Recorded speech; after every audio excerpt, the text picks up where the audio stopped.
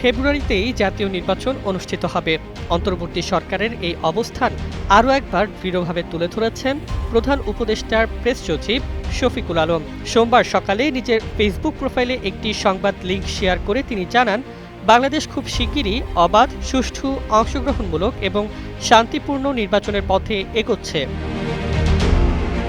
তিনি বলেন, বিশ্লেষক জিল্লুর রহমান বহুদিন ধরেই ফেব্রুয়ারির নির্বাচনে সন্দেহ প্রকাশ করছেন, তবে সরকার পুরো ভিন্ন বাস্তবতা দেখছে। নির্বাচন কমিশন দ্রুত তফসিল ঘোষণার প্রস্তুতিতে রয়েছে, আর অন্তর্বর্তী সরকার শুরু থেকেই নির্বাচন প্রক্রিয়াকে স্বচ্ছ রাখতে কাজ করছে। নিরাপত্তা নিশ্চিত করতে এবার রেকর্ড সংখ্যক বাহিনী মাঠে থাকবে, সশস্ত্র বাহিনীর সদস্যদেরও অভূতপূর্ব মাত্রায় সম্পৃক্ত করা হবে। নতুন ডিসি ও এসপি নিয়োগও কোনো উল্লেখযোগ্য বিতর্ক ছাড়াই সম্পন্ন হয়েছে। দৃঢ় বন্ধনের আস্থায় শক্তিশালী স্টিলের আরেকটি নাম জেডএসআরএম।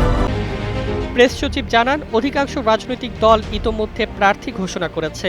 তৃণমূলেও প্রচারণা জোরদার হয়েছে।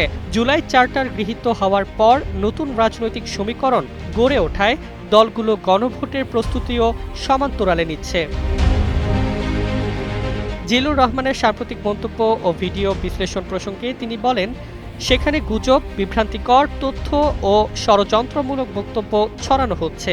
তিনি প্রশ্ন তোলেন, কেন 1996, 2014, 2018 বা 2024 সালের মতো পরিস্থিতির সঙ্গে বর্তমান বাস্তবতাকে তুলনা করা হচ্ছে।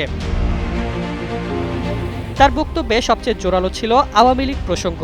তিনি দাবি করেন, মানবতা বিরোধী অপরাধে অভিযুক্ত একটি দলকে নির্বাচনে না রাখলে নির্বাচন অংশগ্রহণহীন হয়ে পড়ে। এই ধারণা গ্রহণযোগ্য নয়। আন্তর্জাতিক উন্নয়ন সহযোগীরাও মনে করেন, ক্ষমা প্রার্থনা ও ন্যায় বিচার ছাড়া আওয়ামী লীগ স্বাভাবিক রাজনৈতিক ধারায় ফিরতে পারে না। সবশেষে শফিকুল আলম বলেন, মানুষ নিজ সিদ্ধান্ত নিজেই নেবে, কিন্তু দুটি বিষয়ে নিশ্চিত, আওয়ামী লীগ নির্বাচন করতে পারবে না এবং ফেব্রুয়ারির প্রথমার্ধেই দেশ একটি সুষ্ঠু ও শান্তিপূর্ণ নির্বাচন পাবে ইনশাআল্লাহ।